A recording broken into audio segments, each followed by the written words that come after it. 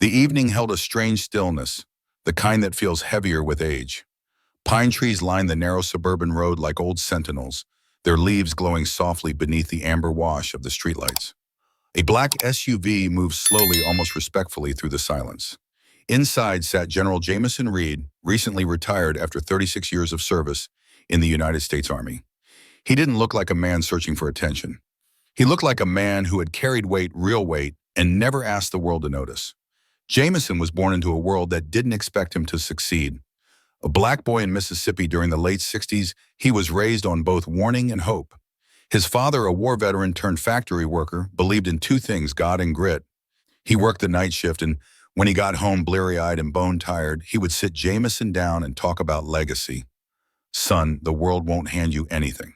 But if you walk with dignity, even the world's silence will speak of you. His mother scrubbed hospital floors and sang hymns while she cooked. She taught him never to raise his voice in anger, but to raise it in truth. "They'll call you boy," she whispered once as she stitched a tear in his only dress shirt, "but you walk like a man." And so he did. Through war zones and boardrooms, Jameson never forgot who he was or where he came from. He didn't wear pride like armor. He wore purpose like skin. That night, after a long day of handshakes and hollow speeches in Washington, he drove home quietly. He didn't care for talk. Men like him were made for action. And tonight, all he wanted was peace. Jameson was only 5 minutes from home when the flashing red and blue lights cut through the rearview mirror like a blade. His fingers tightened slightly on the wheel. Not out of panic, he had nothing to fear in terms of legality. He hadn't been speeding. He hadn't rolled through a stop sign. His headlights were on, seatbelt fastened, phone untouched. The SUV's registration was in order. But he knew. He had known this kind of stop since he was 17, walking home from school in a pressed white shirt and being told he fit the description. He had known it again in his 20s in uniform, when an officer questioned whether the Army ID was really his.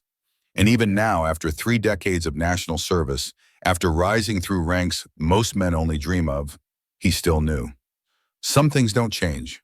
The patrol car behind him idled a moment longer, like a beast measuring its prey, before the driver's door swung open. Out stepped Officer Ryan Mercer. 28, clean-shaven jaw set too tight, a man who hadn't yet learned the weight of power, but had already fallen in love with the illusion of it. Mercer had been on the force just 2 years and had already left a trail of complaints. Over-aggressive stops, volatile language, especially toward drivers who didn't look right in quiet neighborhoods. Tonight, Mercer was feeling bold.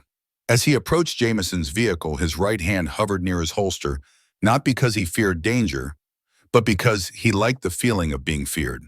His left hand curled briefly into a fist before knocking sharply on the glass.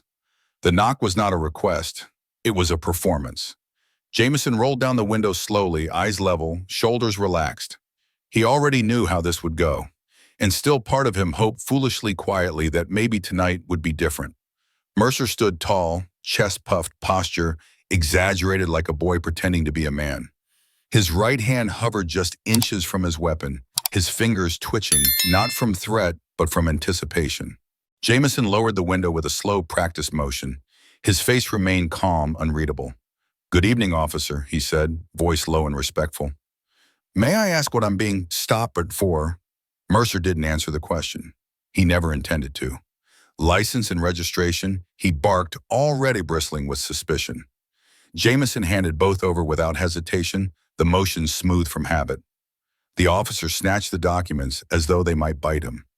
His eyes scanned the name on the license, then narrowed. A smirk curled at the edge of his mouth. "Jameson Reed," he said, loud enough to echo into the quiet street. "You steal this car." "Mr. Reed," Jameson met his gaze. "No, officer. This is my vehicle." Mercer scoffed, shaking his head. "Sure.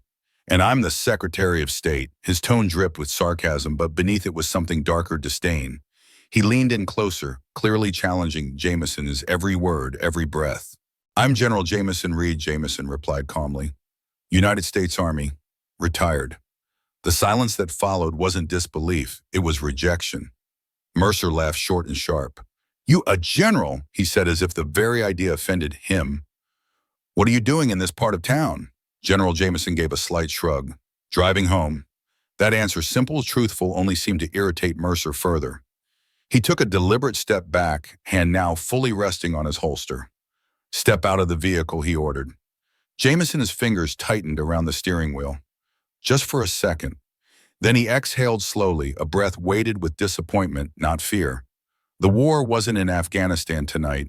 It was here on a quiet street, fought in silence and shadows. And once again, he had no choice but to face it with composure. Jameson knew the moment would come. He'd felt it approaching like a shift in the wind.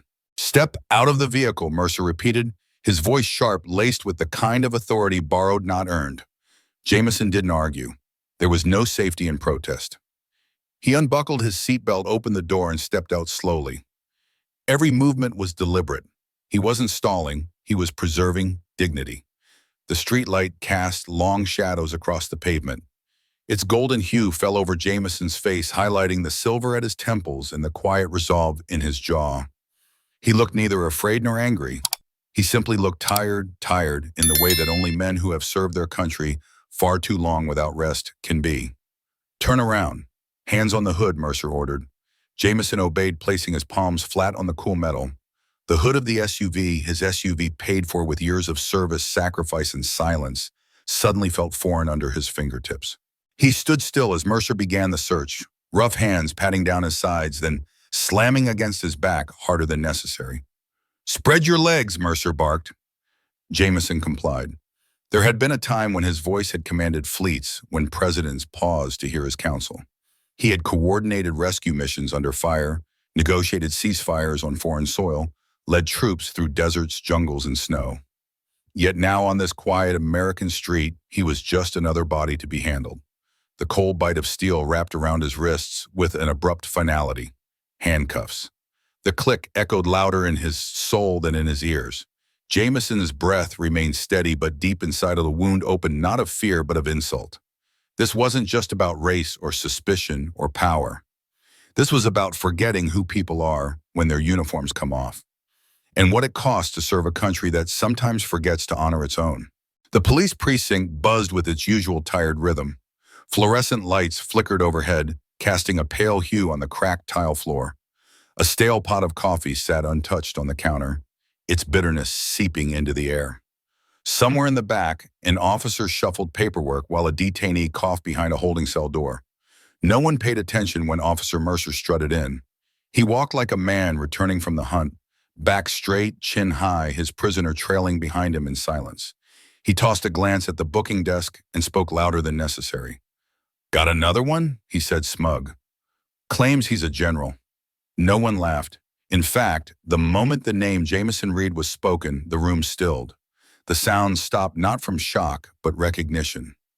Behind the desk, Sergeant Mark Ellison looked up slowly as if his ears had deceived him.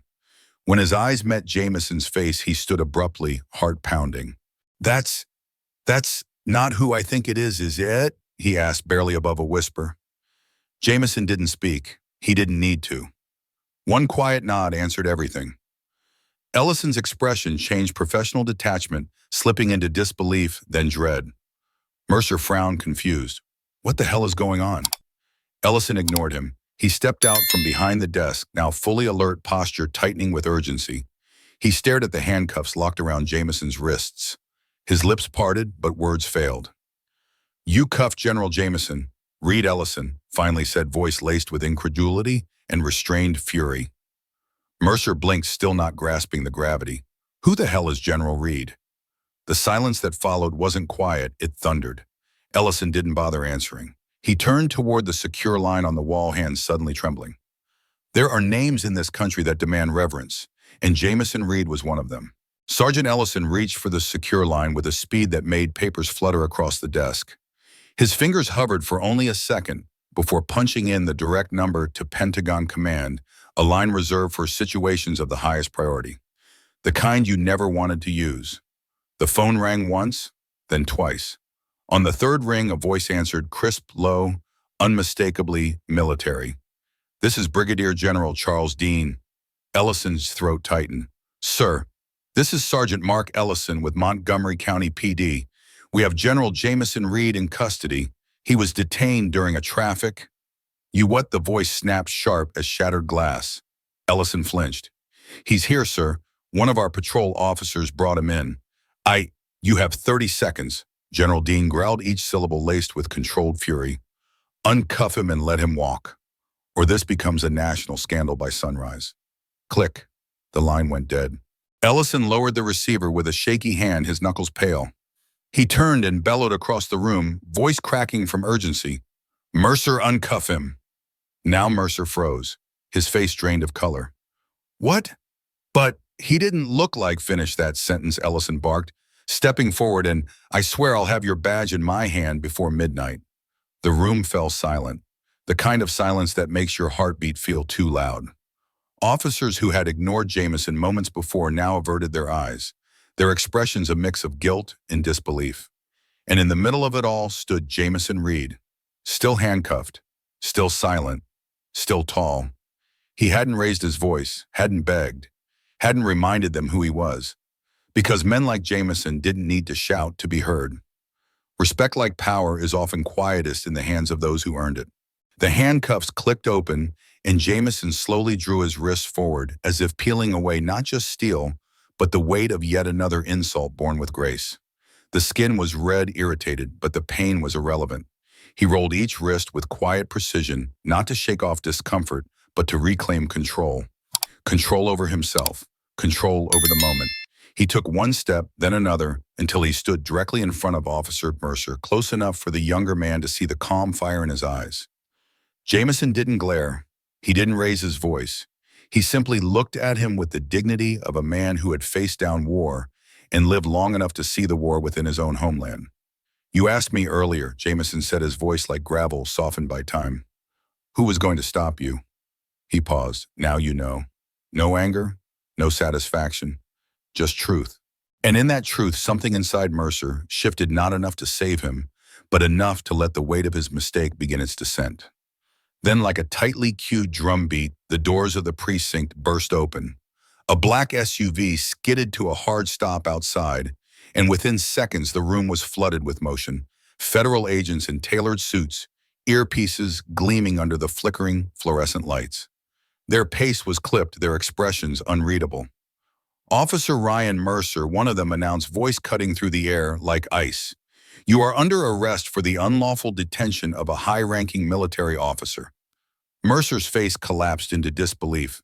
"Wait, no, I didn't know who he was. He didn't look like..." But the agent was already reaching for his wrists. The very cuffs Mercer had once clicked onto Jameson's arms now found their way back, this time as judgment, not power. Jameson didn't flinch. He didn't speak. He simply stood there, letting the scene unfold quiet as thunder just before it breaks. Because men like Jameson Reed don't chase justice. They become the reason it arrives. Jameson didn't look back. There was no need for revenge. No need to raise his voice to point fingers or to demand apologies. In that small room filled with fluorescent flickers and too many silences, justice had already arrived, and it hadn't come in the form of noise. It had come quietly wrapped in truth and carried on the shoulders of a name that had earned its weight through decades of honor. The precinct was still.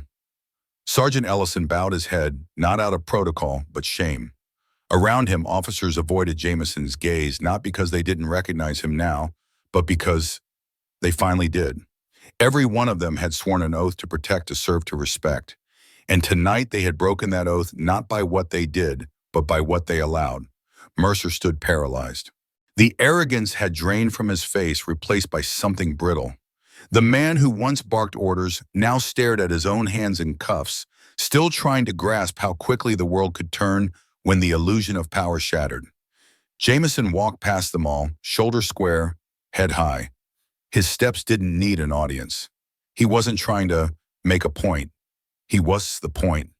Outside, the wind rustled the leaves along the sidewalk. The black SUV waited, doors already open, federal agents holding them in respectful silence. Jameson didn't pause. He climbed in with the ease of a man who had been through storms far darker than this, storms of war, storms of prejudice, storms of silence. And through them all, he had never lost himself. The lesson left behind lingered in the air, unmistakable and undeniable. Power doesn't live in the gun on your hip. It doesn't shout. It doesn't threaten. True power lives in the name you carry and in how you've lived to deserve it. 3 months had passed since that night. The story had faded from the headlines. The news cycle has always moved on to louder, fresher outrages. But for those who had been there, the night never really ended. It didn't scar it etched. Jameson Reed still lived in the same neighborhood, still drove the same black SUV down the same streets. He never spoke publicly about the arrest, never gave a press interview despite countless requests. "I don't need to retell what I've lived," he told an old friend. "The ones who needed to understand already do." But change had taken root, slow and deep. Chief Ellison launched a quiet overhaul of officer training and recruitment, not from media pressure, but because he couldn't sleep knowing a man like Jameson had been humiliated under his watch. Ryan Mercer was dismissed, not just for wrongfully arresting a general, but for representing a deeper rot, a culture of unchecked ego given too many free passes. In the community, people began using Jameson's name when talking about presence without noise, how a man could walk through injustice without shrinking, how his silence became proof that truth doesn't shout. A local high school proposed naming its honor scholarship after him the Reed Integrity Award. Jameson nodded once when asked. He didn't need recognition. He only needed to know that this time, however delayed, the truth had not been forgotten. And sometimes that's enough. 1 year later, Jameson stood before a small auditorium of students, invited not as a symbol, but as a mentor. He hadn't planned to speak. But when the scholarship bearing his name was awarded, for the first time, a hush fell over the room, waiting, almost asking for his voice. He stepped up to the podium slowly. No speech in hand, just a memory carried deep in his bones. "I've worn uniforms most of my life," he began. "Some made of fabric, some made of silence. But the most important thing I ever wore was my name, and I carried it carefully." He looked out at the young faces before him. Power doesn't make you worthy. Worthiness makes you powerful. The room remained still, no clapping, no cheering, just the quiet resonance of a truth too rarely said out loud. Outside that room, America hadn't changed overnight. Injustice still lived in shadows.